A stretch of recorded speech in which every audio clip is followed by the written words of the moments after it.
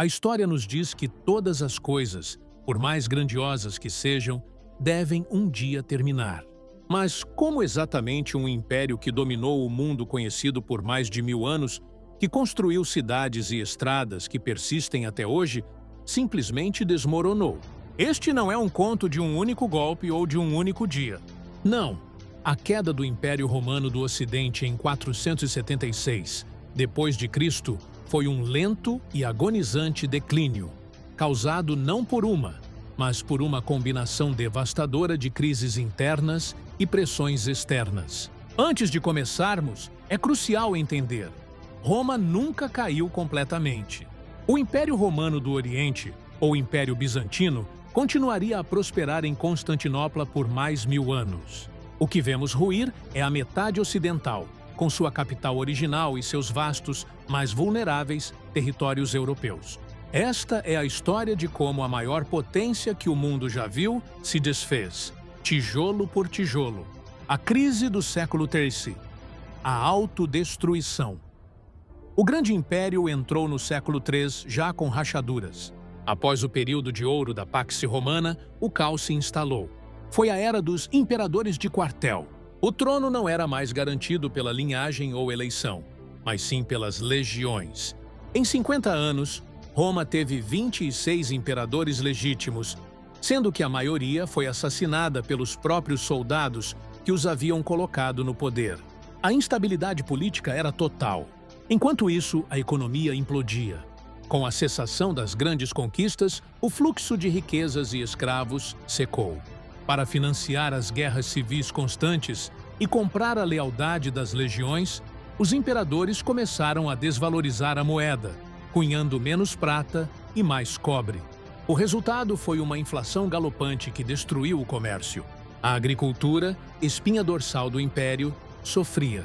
Os grandes proprietários de terras, ou latifundiários, tornavam-se cada vez mais poderosos e autossuficientes, transformando suas propriedades em pequenos reinos isolados, e a população urbana empobrecida fugia das cidades em declínio. E havia a fronteira. O exército, constantemente em lutas internas, não conseguia mais conter as tribos germânicas, como os godos, que pela primeira vez rompiam as defesas do Danúbio e do Reno, saqueando cidades e voltando com riquezas.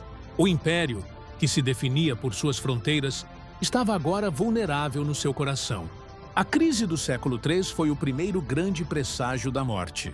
A tentativa de salvação, Diocleciano e Constantino. 2 homens tentaram, de forma ambiciosa, deter essa queda, Diocleciano e Constantino.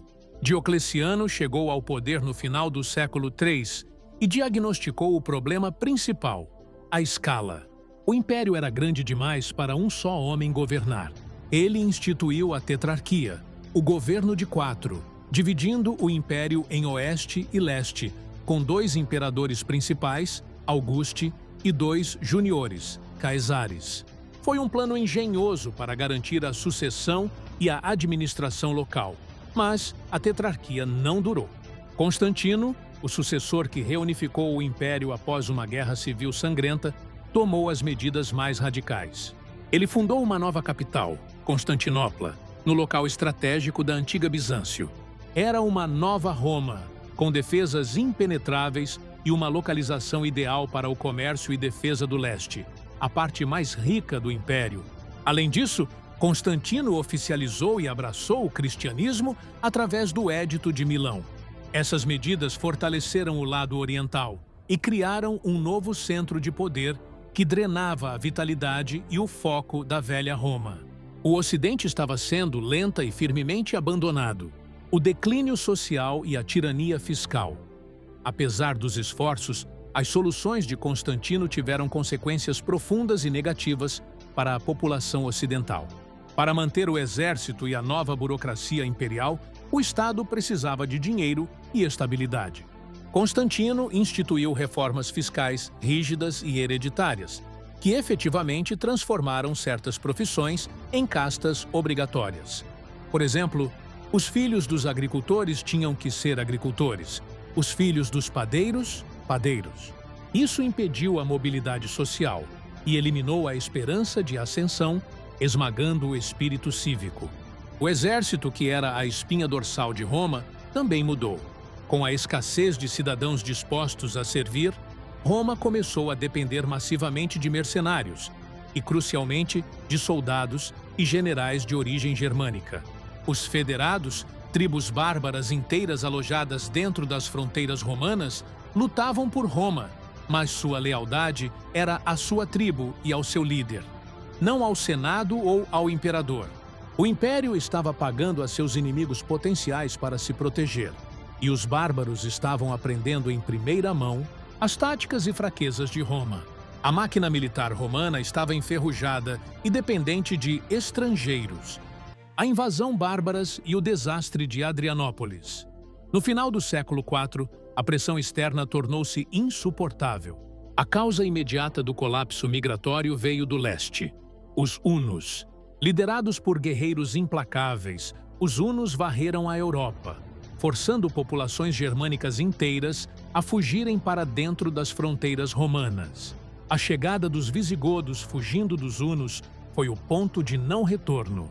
Em vez de integrá-los de forma justa, os oficiais romanos os exploraram e maltrataram. Revoltados pela fome e pela opressão, os visigodos se rebelaram. O imperador Valente do Oriente resolveu esmagá-los. O resultado foi a Batalha de Adrianópolis, em 378 d.C. Uma derrota humilhante, onde 2/3 partes do exército oriental e o próprio imperador Valente foram mortos. Adrianópolis não foi apenas uma derrota militar, foi uma derrota psicológica.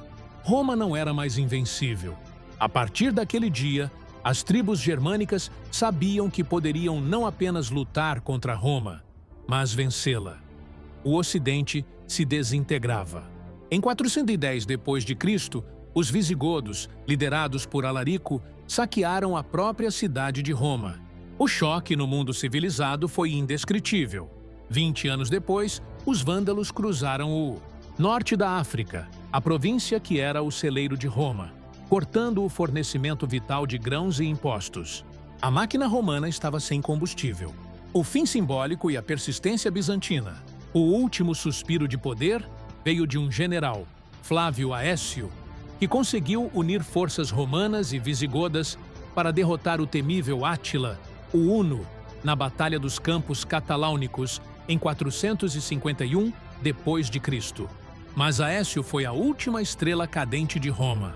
Pouco depois, foi assassinado pelo ciumento imperador Valentiniano III. O Ocidente estava agora nas mãos de generais germânicos, que colocavam e retiravam imperadores fantoches à sua vontade. O golpe final, mais simbólico do que real, veio em 476 d.C. O líder germânico Odoacro depôs o último imperador romano do Ocidente, Rômulo Augustulo, um garoto, ironicamente nomeado em homenagem ao fundador de Roma, Rômulo, e ao primeiro imperador, Augusto. Odoacro nem se incomodou em nomear um sucessor. Em vez disso, ele enviou as insígnias imperiais para Constantinopla, declarando que o Ocidente não precisava mais de um imperador. O Império Romano do Ocidente havia silenciosamente deixado de existir. Conclusão e legado. O que então derrubou Roma? Não foi uma causa, mas um coquetel letal. Foi a corrupção política. No século III, a crise econômica que esmagou a classe média, a dependência militar de povos externos e, claro, a pressão migratória das tribos germânicas. A verdadeira queda ocorreu quando os romanos pararam de acreditar em Roma e de lutar por ela. O império se esgotou por dentro antes de ser conquistado por fora. Mas o legado é eterno. A lei romana, o latim, a engenharia, a filosofia e o cristianismo, todos sobreviveram e moldaram o mundo moderno. A queda do Império Romano do Ocidente marcou o fim da Antiguidade e o início da Idade Média. E a busca por entender por que algo tão grande ruiu continua a fascinar e a nos alertar sobre a fragilidade de qualquer império.